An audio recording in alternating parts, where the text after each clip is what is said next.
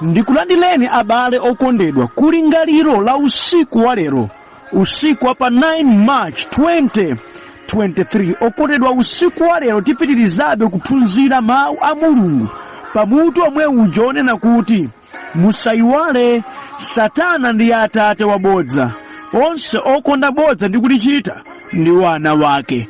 Ndipo mu usiku wa lero ndi phunziro namba 6 limene likuchokera pa Genesis 45 kuyambira ndime ya namba 3 mpaka ndime ya namba 10. Mawu a Mulungu muchichewa cha lero akuti, Yosefe anati kwa abale wake, ine ndine Yosefe, kodi abambo wanga akanali ndi moyo? Koma abale wake sanathe kumuyankha chifukwa anali ndi mantha kwambiri pamaso pake. Ndipo Yosefe anati kwa abale wake, senderani pafupi nane. Atasendera iye anati, ine ndine m'bale wanu Yosefe amene munamugulitsa ku Igupto. Ndipo tsopano musawawidwe mtima kapena kudzipsera mtima chifukwa choti munandigulitsa ine kuno, popeza Mulungu ananditsogoza ine kuti adzapulumutse miyoyo yanu. Kwa zaka ziwiri tsopano kwakhala kuli njala m'dziko muno, ndipo kwa zaka zisanu zikubwerazi anthu sadzalima kapena kukolola. Koma Mulungu ananditsogoza kuti adzakusungeni ndi moyo ndi kuti mudzakhale ndi zidzukulu pa dziko lapansi. Motero si inu amene munanditumiza kuno koma Mulungu. Iye anandisandutsa kukhala nduna yayikulu ya Farao, ndipo zonse za mnyumba mwake zili m'manja mwangamu. Komanso amene akulamulira dziko lonse la Igupto ndi ine. Tsono fulumirani mubwerere kwa abambo wanga ndi kuwawuza kuti mwana wanu Yosefe akuti, Mulungu anandisandutsa kukhala mbuye wa dziko lonse la Igupto. Ndiye bwerani kuno musachedwe, ndipo inu, ana wanu, zidzukulu zanu, pamodzi ndi nkhosa ndi ng'ombe zanu ndi antchito anu amene muli nawo mudzakhala m'dziko la Goseni pafupi ndi ine. Ameni. Abale okondedwa, mwa mawu a Mulungu amene tawerengawa tidzatsogozedwa ndi kulingalira kuonena kuti bodza limakhala lophweka polilankhula kuti zofuna zako zikwaniritsidwe, kuyipitsa za wina, kudzitchinjiriza ku zovuta zako, kapena kuti upeze zimene mtima wako ukufuna. Komabe dziwani kuti pangatalike bwanji, koma zotsatira za bodza lanu mudzaziona ndithu ngati simulapa. Ameni. Bodza limakhala lophweka kumaliyankhula. Bodza limakhala losavuta kulinena, chifukwa ambiri polinena bodzali amalinena ndi zifukwa zosiyanasiyana, wena kuti zofuna zawo zikwaniritsidwe basi, wena kuti angoyipitsa za wena kuti adzitchinjirize kuzovuta, kapena kuti apeze zimene mtima wawo wafuna kuti athandizike. Kuliyatsatu bodza kwambiri zedi. Koma dziwani okondedwa, pangatalike chinthu wanji zotsatira za bodza munthuwe ngati sulapa umadzaziona ndithu. Imafika nthawi imene wanthu amadziwa za utambukali wako. Imafika nthawi zakuti wanthu amadziwa kuti iweyo ndiwe munthu woyipa. Imafika nthawi kuti wanthu adzambe kukusala kamba kuti azindikira ndiwe munthu wabodza. Imafika nthawi yakuti iwenso pozindikirika kuti ndiwe munthu wabodza, mtima wako umawawa, chifukwa wena amene sudafunika utawanamizira umakhe udawanamizira, ndi akazindikira iwe mtima wako umawawa, umalingalira kuti ndikadadziwa sindikadakamba zimene zija. Okondedwa, tamvetserani langizo langa ndi ili: pewani mabodza. Kamundimva kaya? Zimaoneka zophweka, zimaoneka zosavuta kuchitika, zimaoneka zinthu ngati zazing'ono, koma bodza ndi bodza ndithu basi. Ngakhale mutakamba kuti muli ndi chifukwa chimene mukhoza kunena kuti ayi ndanama ine kuti basi uyo ndimpweteke, ndanama ine kuti nthandizike, ndanama ine kuti basi ndidzitchinjirize, koma no bodza ndi bodza ndithu. Pangatalike bwanji dzuwa la chilungamo limadzatuluka, choonadi nkudziwika, iwe nkuchita manyazi. Kwanonse amene mudanamagale mwayi ulipo lapani. Nenani chilungamo gonjani pamaso pa banthu komanso pa Mulungu kuti apa sindakhoze, apa sindachite chilungamo. Ambuye khululukire. Ndi Mulungu wabwino amene akutikira machimo anu ngati ofira ngati kapezi, iye adzawayeretsa ngati matalala. Ameni. Okondedwa mama wa Mulungu amene tawerengawa, azibale wake a Yosefe pomuda adapangana plani yomugulitsa. Ndipo atamugulitsa Yosefe, iwo adatenga bodza kukauza abambo wake. Chovala chake Yosefe adachipaka m'magazi ndikukaonetsa abambo wawo, namati tapeza chovala ichi kapena mwina nkukhala cha mwana wanu. Namaganiza kuti bambo amvetsetsa kuti popeza chovalacho chili m'magazi ndiye kuti Yosefe wajiwa, waphedwa ndi chimbalangondo. Adalikunga bodza lokawauza abambo wawo. Okondedwa mwachisoni, bambo adamba kulira nkumalira mwana wake amene iwo pasi pa mtima amadziwa tamugulitsa. Kunena kwina iwo adamupha m'malingaliro. Patapita zaka zambiri, idafika nthawi imene adakumana naye Yosefeyo koma ali olamulira. Kuli njala ku dziko lonse, iwo akagula chakudya ku Igupto. Ku Igupto oko nkumene Yosefe anali olamulira. Adayesa kuwasa pali njomba tiwiri tatu kuti asazizindikiritse, koma idafika nthawi imene adatidziwitsa kwa abale wake. Ndiye ndime zimene tawerengazi. Yosefe akudzidziwitsa kwa abale wake, ndipo abale wake akupwerekedwa mtima ndipo akuchita manyazi. Tamvani mkatikati mwa ndime Yosefe akuwatuma kuti mubwerere kwa abambo wanga mukawauze kuti mwana wanu Yosefe ali ndi moyo ndipo iye ndiye wolamula wa Igupto.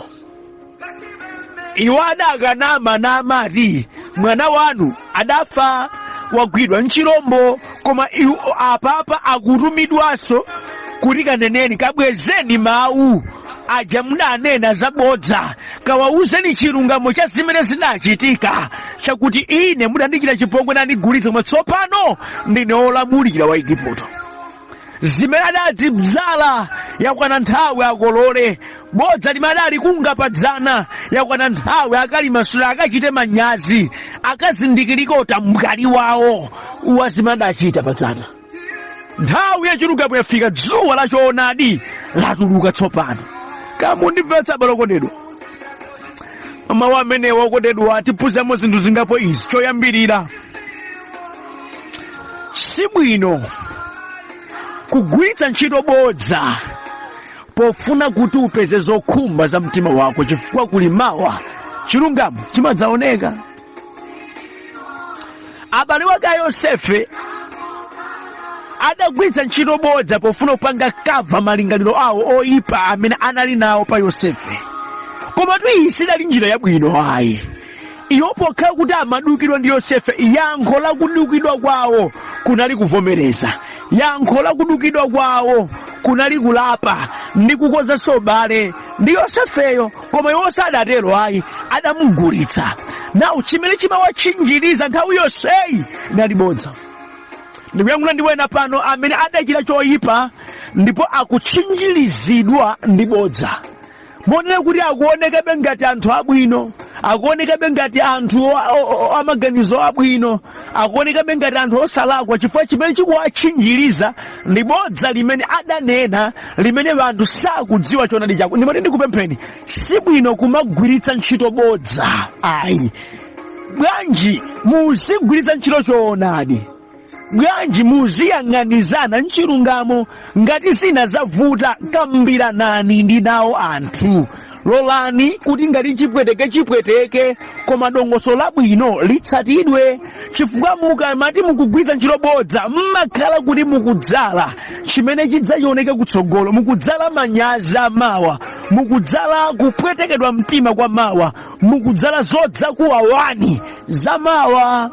Kamundimve nonse mdana manu, mu nthawi ya chilungamo imene bodza lidzavumbuluke kuti ndi bodza, ndi nthawi imene chikhulupiriro chimene anthu anali nacho pa inu chidzatha. Ndi nthawi imene ulemu umene akupatsaniwo udzatha. Ndi nthawi imene chikhalidwe chabwino chimene amakupatsani chidzatha adzadziwa kuti moti kwa zaka zonsezi mwakhala mukundinamiza kwa nthawi yonseyi moti ine makutengani ngati ndinu munthu wabwino, ndipo chikhumudwitso chimene chidzabwera kutsogoloko chidzakhala chopweteka kwambiri. Musamagwiritsa ntchito bodza kuti akuti zanu zikuyendereni, ayi, kapena mudzichinjirize, ayi. Taonetsani moyo wabwino wa Chikhristu oyenera iwo amene adayitanidwadi. Kamundimva okondedwa. Chachiwiri ndi abale wanga,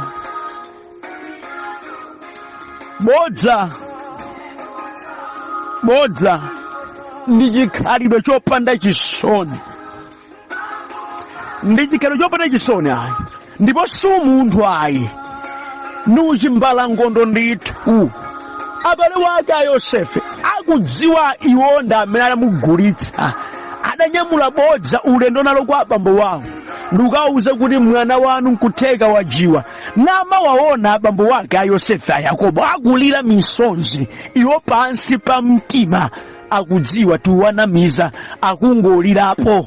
Yosefe sadachita kuphedwa mchirombo, ife tamugulitsa. Ndi uyipa mtima kwambiri, ndi uchimbalangondo. Moti munthu amene ali wabodza si munthu ofuna momombera m'manjayi, ndi munthu wankhanza kwambiri, munthu opanda umunthu, munthu omvetsa chisoni.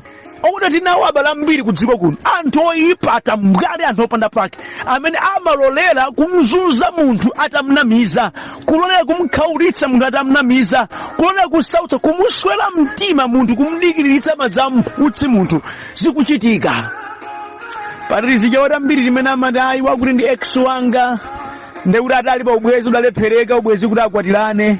Mudati muonetseze kuti mauti makakatiro ophweka, koma ndi anthu amene aswerana mitima, apusitsana, atayitsana nthawi, wamonetsa evite munthu utambwali waonekera. Bodza ndi lachabe, lidaliza Yakobo pachabe. Iwo akudziwa kuti sadafe Yosefa. Mukudziwa lina anthu ambiri amene ndi ankhakamira ngati linya, amachidwa oyipa kwambiri zedi, chifukwa choti akuyankhula bodza ndi kumalichita. Ndi mawu usiku wa lero, ndinu atambwali anthu oyipa kwambiri zedi, amene mumakwanitsa mpaka na kumuchotsa munthu ntchito pa nkhani yoti akuchita kudziwa iyitapeka sizoonayi. Okutidwa kumpaka munthu fungo loyipa akuchita kudziwa kuti sadachite zimenezi. Bodza limakuonetsa kuti munthu ulibe umunthu. Moti inonse amene mukhala m'mabodza mulibe umunthu. Ukanamiza munthu oti munganyenyeke mudamuuza chilungamo. Munthu tazi kumavutika kumayesetsa kuti atere pa mawu amene mudamuuza, mukuchita kudziwa mawuwa ngabodza nduka akuvutika pachabe kumampatsa munthu chiyembekezo, yeti mudzoti munthu wese chiyambo sidzafike. Kumpusitsa munthu kupanda umunthu, kuyipa mtima. Tandaulire na bado kondedwa, machidwe amene oyipa kwambiri zedi. Bodza ndi lachabe. Moti musamaone ngati bodza kanthu kakang'ono kwambiri, ndi chachikulu kabasi. Sichinafuna uchisekerera wipatsa mpata, ndi chozunza ndi chopanda pake, chasautsa anthu ambiri. Kamundimvetsa ka kanyatu ndi akabale okondedwa. Mulungu kaya amaganiza bwanji, amakozabe njira yakuti choonadi chioneke.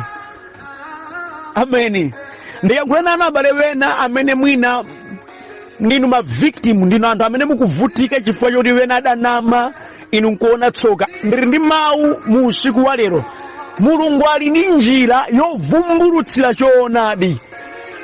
Nthawi imene tawerengayi adagwiritsa ntchito njala kuti ikavumbulutse choonadi chakuti Yosefe sadaphedwe mchimbalangondo, Yosefe adachita kugulitsidwa, Yosefe adachita chipongwe na abale wake.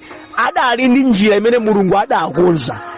Ngati Mulungu adakonza njira yake yovumbulutsira choonadi kuti chioneke, bodza nalika pa mbalanganda. Kwa inunso abale okondedwa, Mulungu adzakonza njira ndithu yakuti chilungamo chake chidziwike. Mwe mukhoza makhala pasi nkumanena kuti ayi ndachitazi ndakwanitsa kujaganuza izi zipalibe amene angadziwe. Mukudzinamiza. Kuli chauta master planner adzakoza njira yakuti kena kalikonse kobisika kayikidwe poyera utamwali wanu udziwike, zakuti ndinu mthakati munthu wabodza kuzidziwike, zakuti ndinu munthu woyipa adzakoza njira ndithu. Msamasewere mchauta balokondedwa. Nonse amene muchita utamwali dziwani Mulungu kaka ngono kadzakulula ndipo anthu adzakhumudwa nanu ndipo mwala lonse idzatha. Tandimvetsani inu amene mudapwetekedwa mumati awada kwanitsa kubisa awada kuli Yawe amene amakhala ndi njira zoposa kuganiza kwathu zimene pozigwiritsa ntchito zidzamasula choonadi chidzadziwika moti wonse amene ndatamwali wonse amene ndamamoti adzadziwika poyera ndithu moyo wawo nkuchita manyazi. Yehova ali ndi njira zake pangatalike bwanji zidzaoneka. Ngandira werenga idatenga kanthawi koma Mulungu adakwanitsa kuonetsera choonadi pangatalike bwanji. Mwanjira zimene sitiganizako, mwanjira zimene sitizidziwa, Mulungu adzazigwiritsa ntchito kuvumbulutsa choonadi. Kama mundimva kaya chotsiza ndi chaba lokondedwa. Bodza lili ngati mbewu limaphuka ndipo zipatso zake munthu umadzakolola pangatalike bwanji. Abale wake a Yosefe adafika poyiwala kuti adanama, adafika poyiwala kuti abambo awo adawanamiza, koma Yosefe atadziulula akuwapatsa assignment. Mupite kwa abambo omwe aja amene mudawanamiza kuti ine ndinaphedwa mchimbalangondo, kawawuzeni ndili ndi moyo. Ndekuti pamene azikafotokoza izizi akafotokoza kena kalikonse chifukwa akudziwa kuti Yakobo ndi Yosefe akakumana ndithu. Sata akuti Yosefe akafotokoza kena kalikonse kamene abale wake adamuchitira mwa ichi akafotokoze kaidi wokha. Kudali kulapa koma kopweteka. Izi zidali zopeweka. Koma poti sadazipewa adazichitabe ndipo adakana kulapa ndithu adakalapa mopweteka mtima mwa manyazi. Ine ndimaganiza atapita koma dala lokhumata kwambiri zedi nakayala yonse tipepesa bambo mudalira pachabe tidana mabodza ife timanena kuti Yosefe waphedwa madamugulitsa koma noringo yamika Ambuye kuti Yosefe pano bwana pozatere mwina Mulungu mudanama ndipo pansi pa mtima wa bambo wawo padalipo nena kuti ana awangosa khulupirika, ana awangopanda pake adanizo ndipo upusa kwanu kudzadziwika balokondedwa ngati simulapa chifukwa tsiku likubwera chimene choonadi chidzaoneka. Izi mukudzala mudzakumana nazo ndithu mukapanda kulapa. Njira yabwino ndi kulapa balokondedwa, njira yabwino ndi kulapa basi, njira yabwino ndi kulapa basi. Adakalapa kumauko yambirira komwe nkutheka ululusuka tafika ngati apa. Bataonani Yehova akukwanitsa kuzipanga zakuti zimene iwo adanama iye akuzika poyera natumaso omwewo pakanena mpaka mwapano mukachite manyazi ndithu mukadzionetse ndinu amabodza mudamtumikira mdierekezi kawauze na bambo wanu mudawanamiza mudaonetsa nkhanza anthu oyipa anthu opanda pake. Kuchokera tsiku limene Yakobo adadziwa kuti ananga enawa ndi ana oyipa sunga wakhulupirira adachita choyipa kwambiri. Inunso nonse amene mukuyendetsera moyo wanu bodza sata akuti tsiku lidzakwana limene kudzadziwika muli pabwalo namakufa mudachita izi ndinu muli zoli ngati kuti muyang'ana zingano pansi. Izi munena kuti ndi ushasha wa lerozi mukumane kuti timajakanuza ife timayikaunta timayiwerenga zimenezi. Tsiku lina vuvumale mudapinda manja akukufunsani mudachita izi ndinu mudakamba izi ndinu kukanika kuti muyankhe ngati kuti mano adzala mkamwa. Okondedwa za mabodzazi pewani ukana manyazi amawa chifukwa sata akuti choonadi chidzaoneka. Pangatalike bwanji chilungamo chidzadziwika. Mphero langa musiku wa lero ndikuti moyo wanu udzikanuke kwambiri pabodza, mudzisiyanitse kutali ndi bodza. Sankhani kuyenda mchilungamo ndipo Ambuye adzakudalitsani. Musadzafike pa mulingo wochita manyazi ngati abale ake a Yosefe pamene chilungamo chitadziwika. Yendani mchoonadi kwa amene mudachita kale lapani ndi kuyamba